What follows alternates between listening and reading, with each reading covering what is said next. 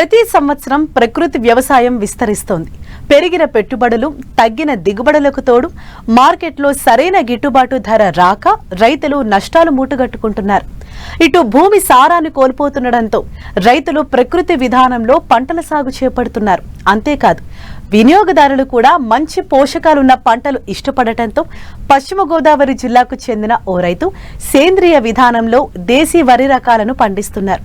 వచ్చిన దిగుబడిని నేరుగా వినియోగదారులకు అమ్ముతూ మంచి లాభాలు గడిస్తున్నారు.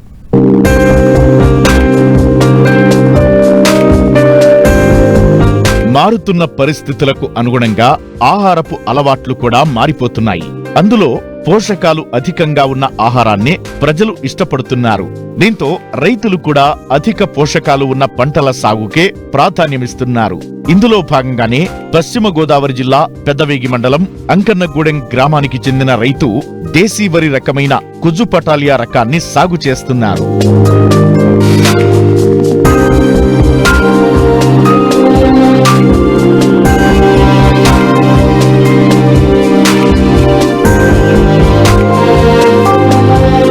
ఇదిగో ఇక్కడ కనిపిస్తున్న వరి పైరును చూడండి. ఈ దేశీ వరి రకం కుజు పటాలియా. అయితే అందరిలాగే ఈ రైతు కూడా అధిక దిగుబడుల కోసం అధిక మోతాదులో ఎరువులు, పురుగు మందులను వాడేవారు. రాను రాను నేల సారాన్ని కోల్పోయి పెట్టుబడులు పెరుగుతూ దిగుబడులు తగ్గుతూ వచ్చాయి. దీంతో 8 ఏళ్లుగా ప్రకృతి వ్యవసాయం చేయడం ప్రారంభించారు. 2 ఏళ్లుగా దేశీ వరి రకాలను సాగు చేస్తున్నారు. ప్రస్తుతం రబీలో కుజు పటాలియా రకాన్ని సాగు చేస్తున్నారు. మరో 10 రోజుల్లో కోత కోయనున్నారు. ఈ వరి పంట సాగు చేయడం జరిగింది. ఇది ఎలా అంటే మన రైతు సాధికార సంస్థ చైర్మన్ గారైన విజయ్ కుమార్ గారు, మా జిల్లాలో జిల్లాధికారి అయిన ప్రకృతి వ్యవసాయ విభాగం అధికారి అయిన తాతారా గారు సూచనల మేరకు మాకు ఇప్పుడు రైతులందరూ కూడా వరి పంట సాగు చేస్తూ ఉన్నారు. దాని విధానంలో అందరూ వాడే విత్తనాలన్నీ కూడా హైబ్రిడ్ వెరైటీస్. ఇది మనుషుల యొక్క ఆరోగ్యరీత్యా మేము ఏం ఆలోచించామంటే, మాకు మా తాతారా గారి ఆదేశాల మేరకు ఈ దేశవాళీ విత్తనాలని వాటిలో అన్నింటిలో కూడా పోషకాల విలువలని ఎక్కువగా ఉంటాయి. అనువైన రకాలు మేము ఎంచుకోవడం జరిగింది. అంటే ఇందులో నల్ల రకాలు ఉంటాయి, తెల్ల రకాలు, ఎర్ర రకాలు. దేశవాళీ విత్తనాలు అనేవి మనకి పూర్వం నుంచి కూడా ఉన్న విత్తనాలు. తర్వాత దేశవాళీ హైబ్రిడ్ విత్తనాలు వచ్చినాయి. దాంట్లో మేము ఎన్నుకున్న విత్తనాల్లో మన ఖరీఫ్ సీజన్లోకి వచ్చేసరికి చింతలూరు సన్నాలు అనే వెరైటీ ఎంచుకున్నాను. తర్వాత మైసూరు మల్లిక అనే వెరైటీ కూడా ఎంచుకోవడం జరిగింది. తర్వాత రబీ సీజన్లో కుజీ పటాలి అనే వెరైటీని ఎంచుకోవడం జరిగింది. ఈ వెరైటీని ఎంచుకోవడం వల్ల ఇప్పుడు నాకు ఈ పంట ఇప్పుడు 110 రోజుల కాల వ్యవధిలో ఉంది. ఇప్పుడు దీన్ని తీసుకున్నట్టయితే 120 డేస్ మనకి 120 రోజుల్లో పంట కోతకు వస్తుంది. ఇప్పుడైతే 110 రోజుల్లో, ఇంకో 10 రోజుల్లో మనకి ఇది పంట కోతకు వస్తుంది. దానిలో భాగంగా ఇప్పుడు మేము ఈ పంట విధానం పూర్తిగా ప్రకృతి వ్యవసాయ పద్ధతిలోని ఈ దేశవాళీ విత్తనాలను కుజీ పటాలి అనే వెరైటీని ఎంచుకోవడం జరిగింది.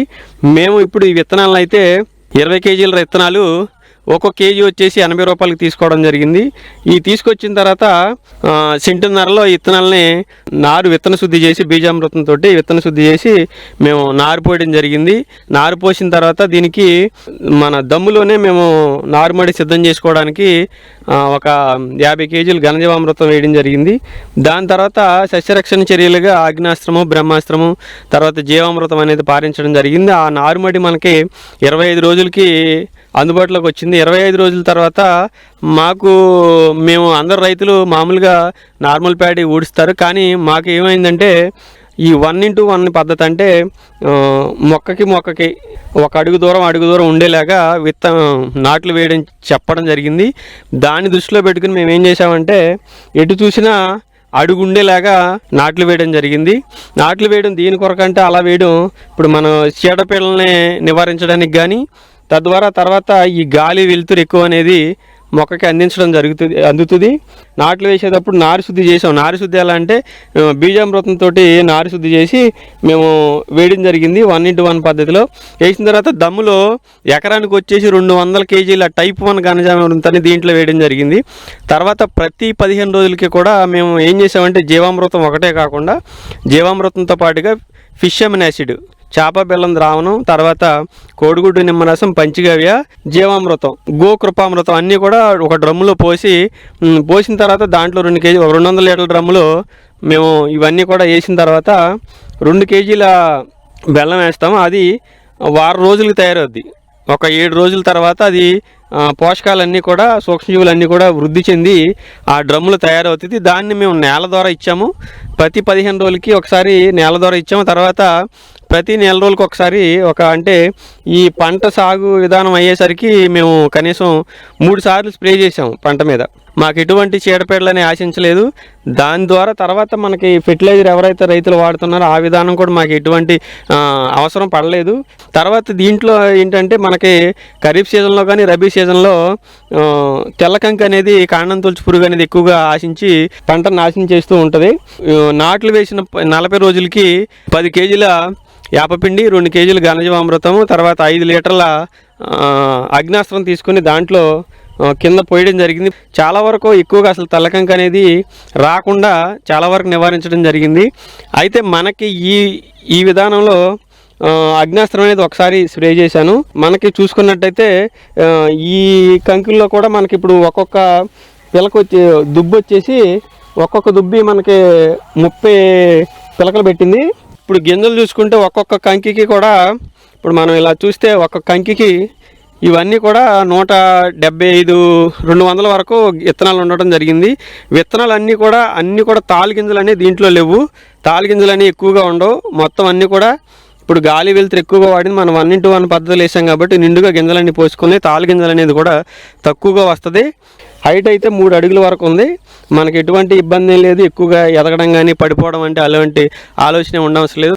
ప్రకృతి ప్రసాదించిన ప్రాచీన వరి వంగడాల్లో సహజ సిద్ధమైన అనేక పోషక విలువలు, ఔషధ గుణాలు నిక్షిప్తమై ఉన్నాయి. కానీ వ్యవసాయం వ్యాపారంగా మారిన నేపథ్యంలో వీటి విలువ తెలిసినా దిగుబడి తక్కువ వస్తుండటంతో రైతులు వీటి సాగుకు దూరమవ్వాల్సిన పరిస్థితి ఏర్పడింది. ఇప్పుడు కాలచక్రం గిర్రున తిరిగి మళ్లీ మొదటికే వచ్చింది. దేశీ వరి రకాలలో అధిక ఔషధ గుణాలు ఉండటంతో మార్కెట్లో కూడా మంచి ధర పలుకుతోంది. దీంతో రైతులు దేశీ వరి రకాలను సేకరించి సాగు చేస్తూ స్వయంగా బియ్యం పట్టించి వినియోగదారులకు అధిక ధరకు విక్రయిస్తూ మంచి లాభాలను పొందుతున్నారు. తర్వాత మేము దీన్ని ఎందుకు సెలెక్ట్ చేసుకున్నామంటే మనుషుల్లో వచ్చే మామూలుగా నరాల బలహీనత కానీ సయాటికా అనేది కొంతమందికి ఉంటుంది, అదొకటి. తర్వాత కాల్షియం అనేది విటమిన్లు అనేవి ఎక్కువగా ఉంటాయి కాబట్టి, పోషకాలు ఎక్కువగా ఉంటాయి కాబట్టి దీన్ని తీసుకోవడం జరిగింది. తర్వాత ఈ ఆహారం దేశవాళీ విత్తనాలు తీసుకునే ఆహారం తీసుకోవడం వల్ల మనకి గ్యాస్ట్రిక్ ప్రాబ్లమ్స్ అనేది ఎక్కువగా తగ్గింది. ప్రతి వెరైటీలో కూడా దేశీ వెరైటీ తీసుకునే ఆహారం తీసుకునే వాళ్ళు ఎవరైతే ఉన్నారో వాళ్ళందరికీ కూడా గ్యాస్ట్రిక్ ప్రాబ్లం అనేది 100% కంట్రోల్ అవుతుంది. ఇప్పుడు మనం రైతులందరూ కూడా వీళ్ళు సొంతంగానే మార్కెటింగ్ చేసుకునే దశకి వెళ్ళాలన్నమాట. ఇప్పుడు ఈ వెరైటీలు తీసుకుంటే నాకు వచ్చేసి ఇప్పుడు నేను అమ్మడానికైతే బస్తా వచ్చేసి అంటే 75 కేజీలు రైస్ ఆడిస్తే కనుక మనకి 50 కేజీలు రైస్ వస్తాయి. వడ్లాడిస్తే 75 కేజీలు వడ్లాడిస్తే 50 కేజీలు రైస్ వస్తాయి. 50 కేజీల రైస్ను కూడా నేను 3500కి రైతులు వినియోగదారులు చాలామంది తీసుకెళ్తున్నారు. నా దగ్గర ఎంత నేను ఖరీఫ్లో సాగు చేసిన ధాన్యం అంతా కూడా అంటే 1750 రూపాయలకి 25 కేజీలు బస్తా అమ్ముతున్నాను. తీసుకున్న వాళ్ళు ఎవరో కూడా బాగాలేదని ఎవరు చెప్పిన వాళ్ళు లేరు. చాలా బాగున్నాయి అన్నారు. గ్యాస్ట్రిక్ ప్రాబ్లం అనేది కంట్రోల్ అవుతుంది అన్నారు. అదేవిధంగా రైతులందరూ కూడా ఈ విధంగా దృష్టి పెడితే దేశవాళీ విత్తనాల మీద అక్కడ కావాల్సిన ప్రాంతాన్ని బట్టి, ఏరియాని బట్టి, సీజన్ బట్టి సెలెక్ట్ చేసుకుని ఆలోచించి వ్యవసాయం చేసినట్టే ఈ వ్యవసాయం ప్రకృతి వ్యవసాయం కూడా చాలా ఆశాజనకంగా ఉంది. ప్రకృతి వ్యవసాయం అందరు రైతులు పాటించాలి. ఇప్పుడు నాకు వచ్చేసరికి దీంట్లో నాకు పెట్టుబడి అనేది కూలీల ఖర్చు అంటే నాటు వేయడానికి కానీ 1 ఎకరానికి నాకు దాదాపుగా నాకు 18,000 వరకు ఇప్పటి వరకు ఖర్చు అయింది. ఇంకా దాదాపు అయితే ఒక 2,000-3,000 హార్వెస్ట్కి అవుతాయేమో. తర్వాత నాకు దిగుబడి వచ్చేసరికి 30 బస్తాలు వస్తాయని ఆశిస్తున్నాను. ఇప్పుడు మీరు చూస్తూ ఉన్నారు, ఇది సన్న వెరైటీ, సన్న విత్తనాలు మాత్రమే తింటున్నారు కాబట్టి మేము ఇది సెలెక్ట్ చేసుకోవడం జరిగింది.